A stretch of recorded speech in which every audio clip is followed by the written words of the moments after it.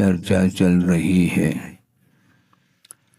शरण लेने योग्य कौन से पदार्थ हैं और शरण नहीं लेने योग्य कौन से पदार्थ हैं, इस विषय में बार बार चिंतन करने की आवश्यकता है।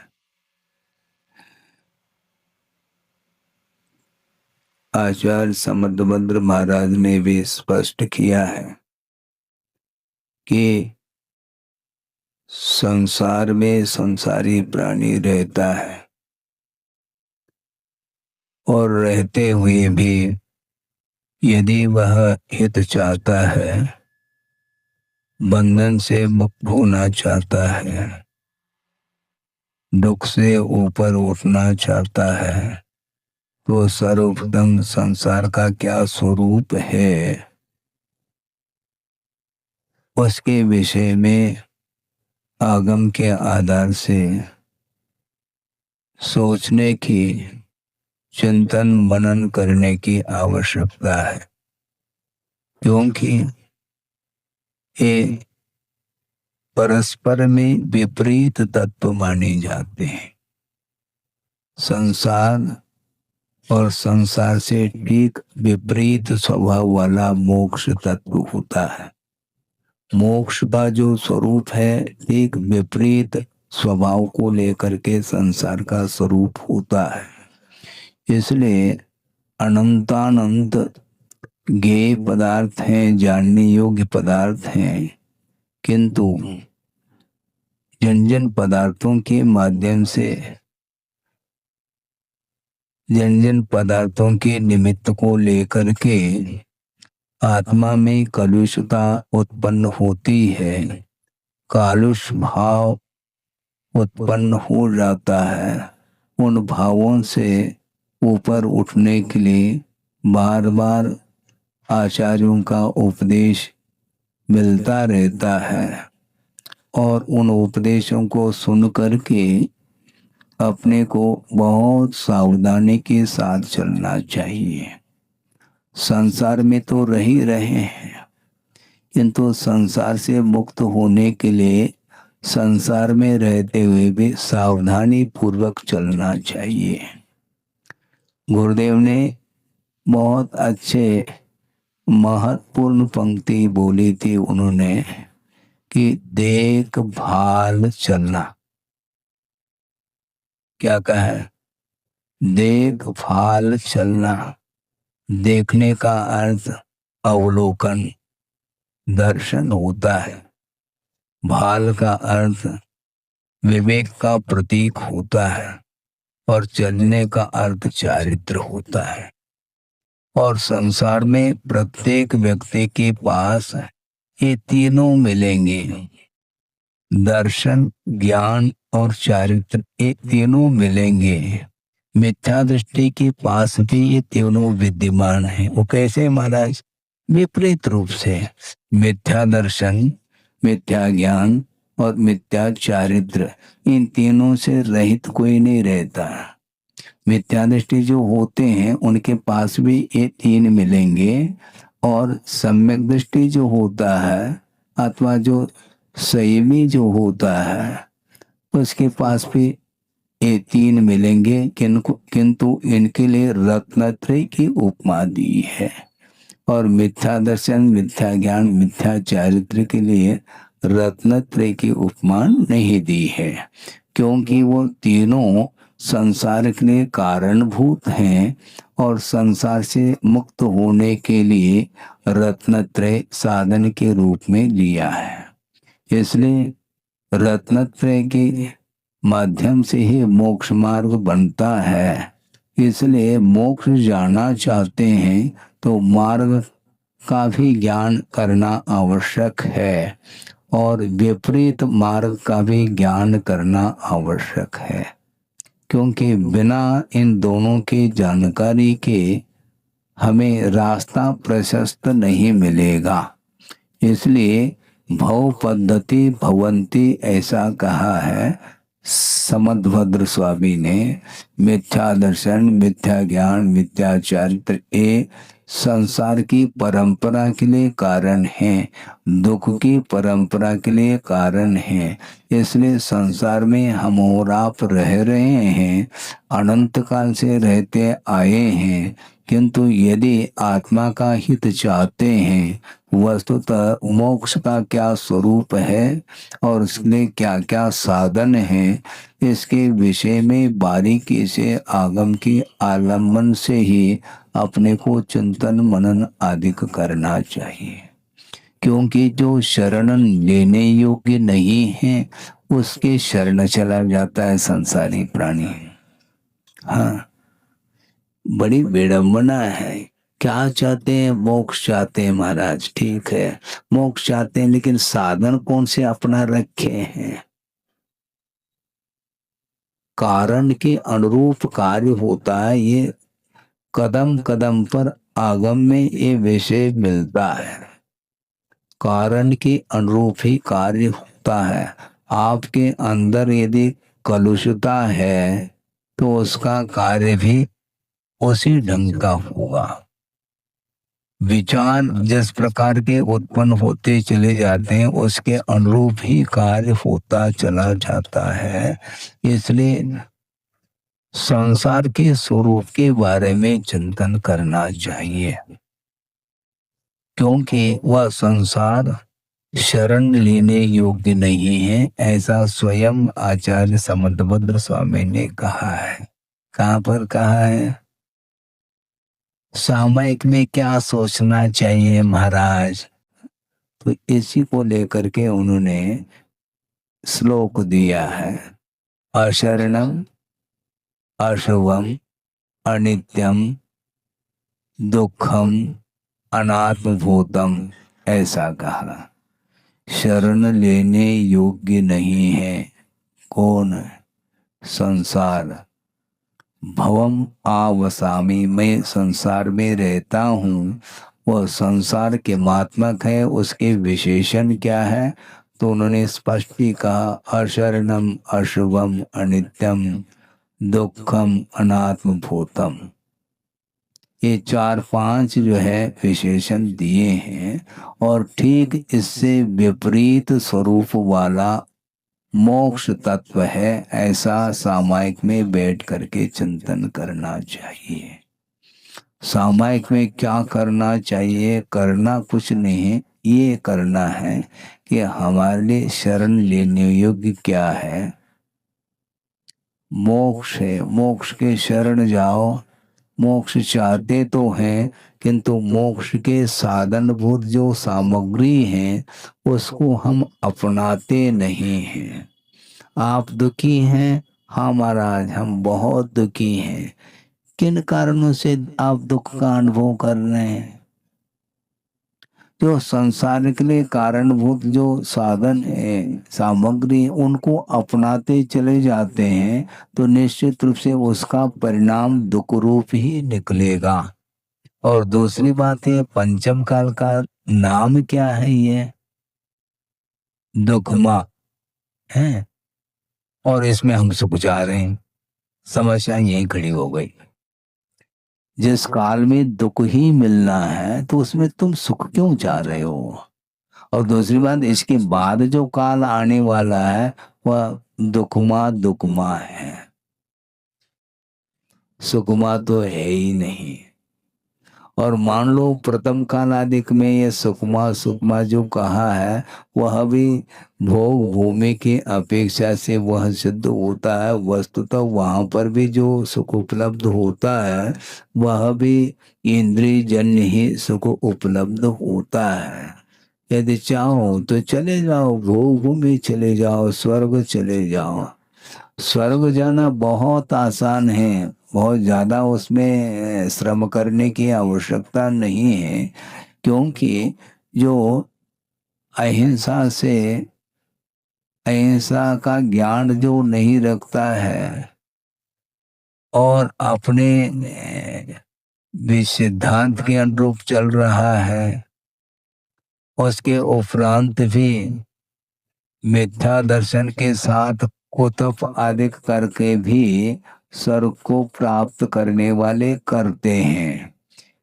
इससे स्पष्ट है थोड़ी बहुत कषाय में मंदता आ गई, स्वभाव मार्दवम चो है, स्वभाव से ही मृदुता, उसके माध्यम से वह मनुष्य का भी बंद कर सकता है, देवायु का भी बंद कर सकता है। लेकिन आगमकारों का ये कहना है तप के माध्यम से, समीचीन तप के माध्यम से स्वर्ग को प्राप्त करना बहुत दुर्लभ है। मोक्ष तो है ही दुर्लभ है, किंतु बाल तप के माध्यम से भी स्वर्ग को प्राप्त कर रहा है। उसने भी कुछ तप के माध्यम से पुण्य का संचय किया और उसके माध्यम से उसको फल मिल रहा है। किंतु इंद्रिय जन्य सुख को चाहते हैं तो बहुत आसानी से वह फल मिल सकता है, किंतु उस सुख के पश्चात क्या मिलने वाला है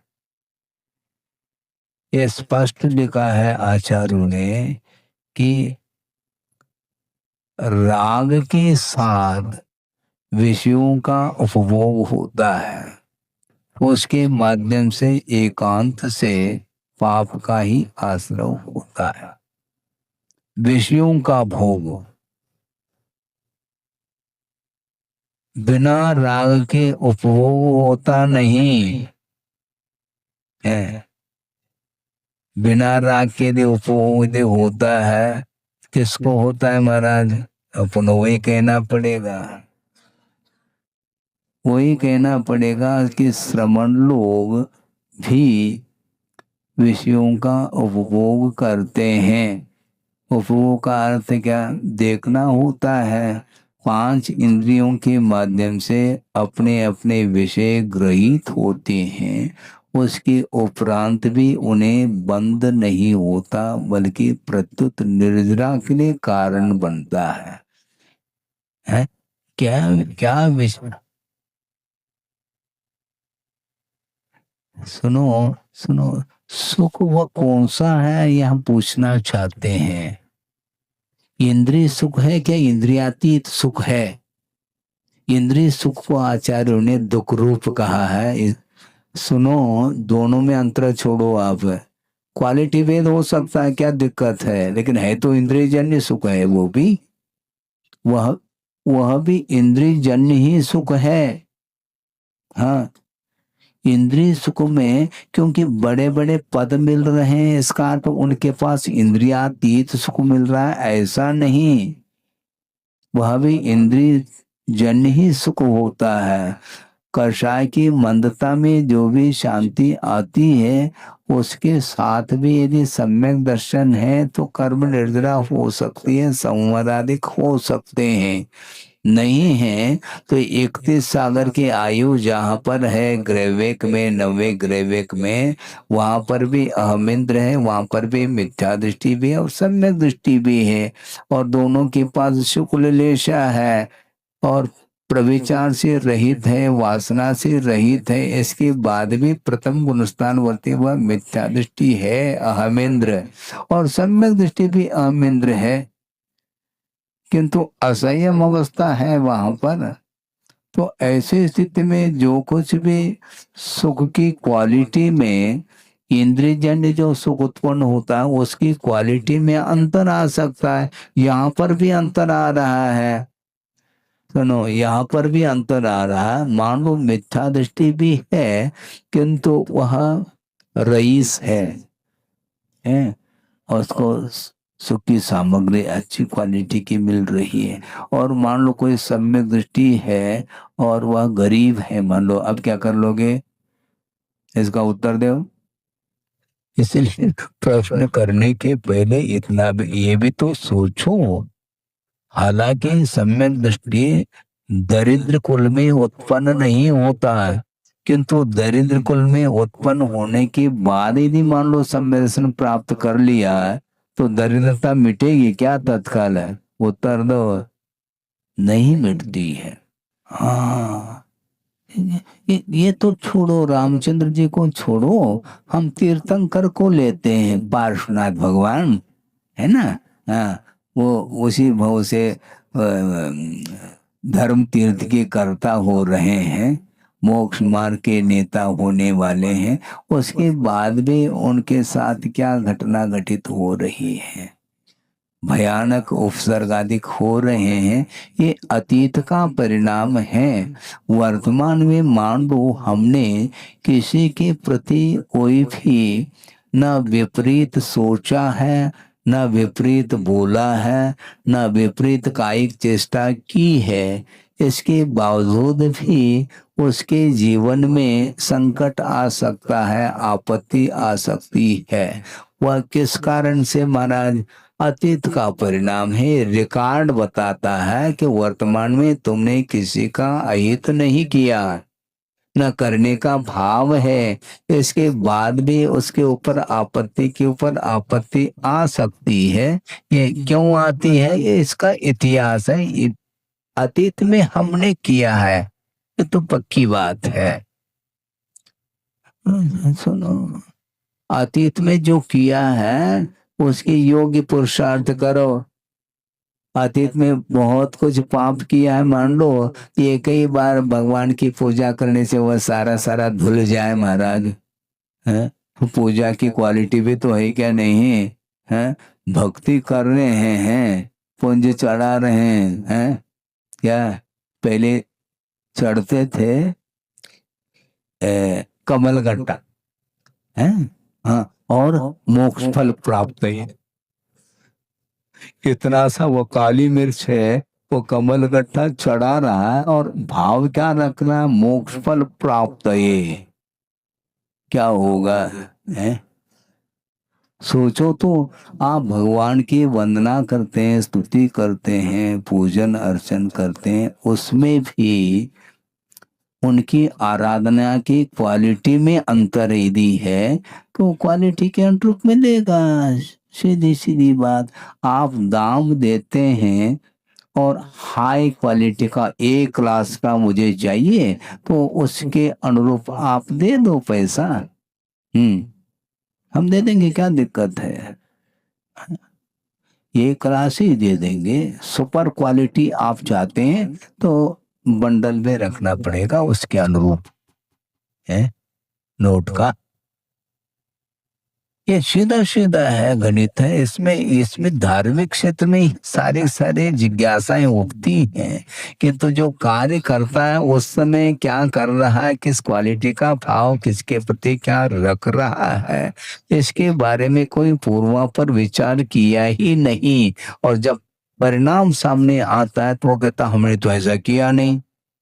अरे रिकॉर्ड बता रहा है तुम्हारा, क्योंकि ये जो कुछ भी फल मिल रहा है वह अपने ही द्वारा किया हुआ वह फल माना जाता है। तीव्र पुण्य का उदय आया है, बांधा आपने तभी तो उदय में आ रहा है। वो प्रत्येक व्यक्ति चक्रवर्ती क्यों नहीं बनते हैं? बनाने से बनते हैं क्या? है? बनाने से बन रहे हैं क्या? कोई तीर्थंकर बन रहा है, किसी ने बनाया है क्या उनको? कोई इंद्र बन रहा है तो उसके योग्य उसने पुण्य का संचय किया है, बल्कि निदान के साथ नहीं किया मैं चक्रवर्ती बनूं, है, मैं तीर्थंकर बनूं, मैं अहमेंद्र बनूं, आदि आदि बड़े बड़े पद जो है ना अच्छे लगते हैं, लगते तो अच्छे हैं, लेकिन जिन्होंने धर्म की आराधना की है, त्याग की उपासना की है, राग की उपासना नहीं की है, उसको ये मिलते हैं। उनको क्यों मिल रहा है, हमें क्यों नहीं मिल रहा है? कोई दे रहे हैं क्या? कोई दूसरा नहीं देता है। हाँ, पुण्य का अर्जन अपने स्वयं के परिणाम के माध्यम से पुण्य संचित होता चला जाता है, बल्कि सही साधक तो वही माना जाता है। पुण्य संचित हो रहा है क्या नहीं हो रहा है इस ओर उसकी दृष्टि ही नहीं रहती।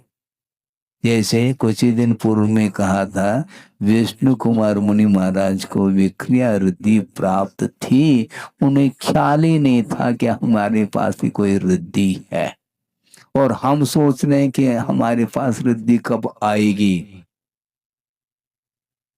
इतना अंतर है, परिणाम में जमीन आसमान का अंतर है। हम हमेशा, हमारी आशा समाप्त नहीं हो रही है।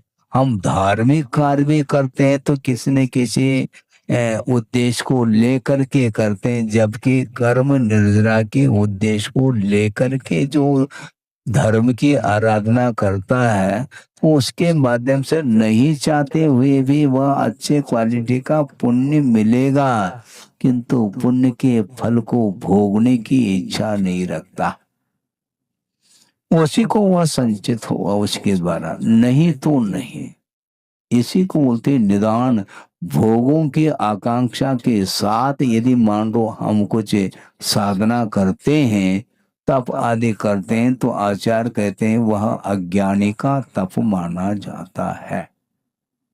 कोई भी इच्छा नहीं होनी चाहिए। क्या इच्छा है? मोक्ष फल प्राप्त है, ये इसकी इच्छा तो करो। और इसके लिए भी आचार्य कहते हैं कि इच्छा करने से होने वाला कुछ भी नहीं है। जिनगुण संपत्ति हो मध्यम, हम बोल रहे हैं, हाँ, एक भावना है। और जिनगुण संपत्ति हो मध्यम कहो, और अन्यान्य और भी संपत्ति मुझे मिल जाए, तो ये यदि भावना रख रहा है तो उसकी भावना किस प्रकार की है ये सामने ही आ जाता है। हाँ, जिस साधना के माध्यम से मुक्ति मिलने वाली है, उस साधना के माध्यम से कोई भी वस्तु मिल जाए तो उसमें आश्चर्य है क्या? हाँ, कामदम मोक्षदम चैव, इच्छित वस्तु को भी प्रदान करने की क्षमता उस ओंकार में है। मोक्ष को भी वही दिलाता है। इसलिए नित्यम ध्यायन्ति योगिना, योगी लोग निरंतर उसका ध्यान करते हैं, ओंकाराय नमो, क्योंकि इसमें पंच परमिष्टि है। हाँ, सोचो विचार करो, पंच परमिष्टि शरण लेने योग्य हैं, उसको छोड़ करके हम अन्यान्य वस्तुओं को प्राप्त करने के लिए कसरत कर रहे हैं। ये आयाम है। अखाड़े में जाकर के कसरत करो, ये कौन सा कसरत है ये है? लेकिन यही है, ये भ्रम है, ये अज्ञान है। इस अज्ञान को दूर करना खेल नहीं है। ज्ञानांजन शलाकया चक्षु उन्मीलितम येन, है अज्ञान तिमिरांधानाम ज्ञानांजन। अज्ञान रूपी अंधकार फैला हुआ है, और वो गुरु जो है उस अंधकार को दूर कर रहे हैं। सब में ज्ञान रूपी शलाका के माध्यम से सांसारिक प्राणी के आंखों को खोल रहे हैं। उसकी विपरीत जो धारणा बनी है उसको समाप्त करने के लिए वो पुरुषार्थ कर रहे हैं। इसके बाद भी संसारी प्राणी की आंखें खुलती नहीं है। नहीं खुलती है तो चले जाओ, आई स्पेशलिस्ट कौन होंगे वो, हैं, उनके आंखों का ऑपरेशन कैसे करेंगे? बहुत कठिन काम है। इसीलिए कि वस्तुतः ये सब तत्व का चिंतन करना ये आसान नहीं है। करने के लिए बैठ जाते हैं और कुछ का कुछ मन में आ जाता है। हाँ, आप गौर से विचार करो, जिस विषय को लेकर के कुछ चिंतन कर रहे हैं, अथवा चिंतन ही छोड़ो, माला भी जप रहे हैं, तो उसमें नमो अरंताणम ऐसा उच्चारण तो मुख से निकल रहा है, किंतु उपयोग उसी में है कि अन्यत्र गया है? यदि अन्यत्र गया है तो वह उच्चरित हो रहा है, किया नहीं जा रहा है। कैसे? तो सुनो, हम ये कहना ये चाहते हैं, आर्थ के निमित्त तो पल पल मिलेंगे, उस ओर उपयोग अपने को ले जाना नहीं चाहिए। हाँ, मान लो किसी ने, सुनो, किसी ने निर्वाण लाडू आप लोग चढ़ाते हैं, तो ठीक है, निर्वाण लाडू चढ़ाते हैं। मान लो जो नादान बालक है तो उसकी ओर चला जाता है, आप जाते हैं, आपके हाथ में है निर्वाण लाडू, वह आराधन का निमित्त बन सकता है। तो आपका ही उत्तर दे रहा हूं मैं, वह आर्ध, क्योंकि इष्ट का समागम हुआ है, यही तो आध्यान है। लेकिन वह उस समय आपके लिए वह इष्ट नहीं, न अनिष्ट है, किंतु वह भोजन सामग्री है, भोजन सामग्री नहीं है। इतना विवेक आपके अंदर है क्या नहीं? तो आपने कहा ना, कदम कदम पर आर ध्यान के जो है निमित्त मिलते, वो भी तो एक निमित्त है। चढ़ा क्यों रहे आप? हैं, पेट में चढ़ाओ ना, नहीं, वह सामग्री भोजनशाला में है, रसोई घर में वह सामग्री बनी हुई आप ही ने बनाया है, वहां जाते ही ग्रहण करने का भाव, और पूजन सामग्री चढ़ाते समय ग्रहण करने का भाव नहीं है। तो हम यही तो पूछना चाहते हैं कि वह आर्थ ध्यान की सामग्री भी है और धर्म ध्यान की भी सामग्री है। समस्या यह है अपने परिणाम कौन से। हाँ, उपयोग को यही तो समझना है, उपयोग उस ओर होना चाहिए ना। हाँ, कोई भी पदार्थ अपने आप में है, हमारा उस ओर उपयोग जा रहा है तो किस उद्देश्य को लेकर के जा रहा है, यह महत्वपूर्ण विषय है। मिलेंगे ये सारे सारे, ये कर्मों के उदीर्णा के लिए कारण नहीं क्या नहीं, ये आध्यान की सामग्री है क्या नहीं? है, है। लेकिन आध्यान जो करता है उसके लिए आध्यान की सामग्री है, किंतु जो श्रमण है, व्रती है, साधक है, उनके लिए ये आध्यान की सामग्री नहीं, बल्कि धर्म ध्यान की सामग्री हो सकती है। क्योंकि आपका भी हित हो, ये धर्मानुराग जो है, ये धर्म ध्यान की सामग्री को लेकर के है। धर्मात्मा को देखते ही मन प्रफुल्लित होता है। हाँ, और होना चाहिए। वहां पर राग वह धर्मानुराग के रूप में सामने आया है, उसके प्रति वात्सल्य भाव होता है, उसके प्रति आत्मीयता का भाव जागृत होता है, उसका भी कल्याण हो, इस प्रकार वह धर्म ध्यान का विषय बना रहा है। और जो रागी द्वेषी कषाई है, उसके लिए ये सारे सारे आर ध्यान की सामग्री है। वस्तु तो वही है, कोई भी अंतर नहीं, एक दृष्टिकोण का अंतर आ जाता है। पदार्थ का ज्ञान आप भी करते हैं और श्रवण आदि भी करते हैं। ज्ञेय को ज्ञेय के रूप में यदि हम जानते हैं तो वह ज्ञेयभूत जो वस्तु है वह धर्म ध्यान का विषय बन सकता है। और हर्ष विषाद के साथ यदि उस पदार्थ को हम सोच रहे हैं तो वही सामग्री, वही वस्तु आज ध्यान के लिए कारण बन जाती है। बचेंगे कैसे आप? हमें बचना क्या, बचना वस्तु तो रहेगी अपनी जगह, अपने इंटेंशन को, अपने अभिप्राय को, अपने भावों को व्यवस्थित रखना है और कुछ करना ही नहीं। महाराज यदि उधर दृष्टि जाती है तो रागादिक भाव उत्पन्न होते हैं, तो हमें क्या करना चाहिए? उधर दृष्टि मत ले जाओ। प्राथमिक भूमिका में इतना कहा जा सकता है। कौन कह रहा है कि मुझे देखो? कोई कह रहा है क्या? नहीं कह रहा है, हम स्वयं देखना चाह रहे हैं। कमजोरी तो स्वयं की है, ये नहीं बताते हैं। निमित्त इस प्रकार के मिल रहे हैं, निमित्त तो मिलेंगे ना। कुछ ऐसे भी निमित्त हैं जिनसे आप बचते हैं? बचते हैं क्या नहीं? हम बचते हैं बिल्कुल। कांटे के ऊपर जानबूझ करके कौन पैर रखना चाहेगा? है, रखता है कोई? नहीं रखता, वो आध्यात्म की सामग्री है क्या नहीं, तो उससे तो बच गए आप। किंतु जो आध्यात्म की सामग्री रागात्मक है उसको तो उठा लेते हैं। बगीचे में फूल भी हैं, विभिन्न रंग के, रंग बिरंगे हैं, और कांटे भी उसी में लगे हुए हैं। तो कांटे से बचते हुए सावधानी के साथ आप फूल को ले लेते हैं, और दोनों आध्यात्म की सामग्री है। और हमारा यत्र तत्र आध्यात्म की सामग्री, हम कैसे बचेंगे? तो फूल से बचता है कोई? वह भी आध्यात्म की सामग्री है, ध्यान रखो। उसको तो उठा लेते हैं और कांटे को नहीं उठाते हैं। इसीलिए कि वस्तुतः शरण लेने योग्य क्या है क्या नहीं है, इसके विषय में आपको निरंतर सोचना है।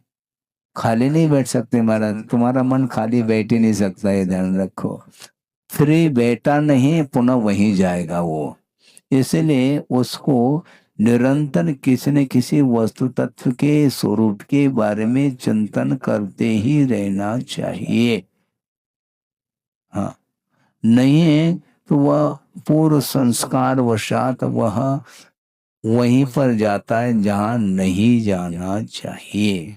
इसलिए संसार के स्वरूप सब अनंत काल व्यतीत हुआ, इसी संसार में परिभ्रमण करते हुए इसके बाद भी अभी तक संसार का स्वरूप ज्ञात नहीं हो पाया।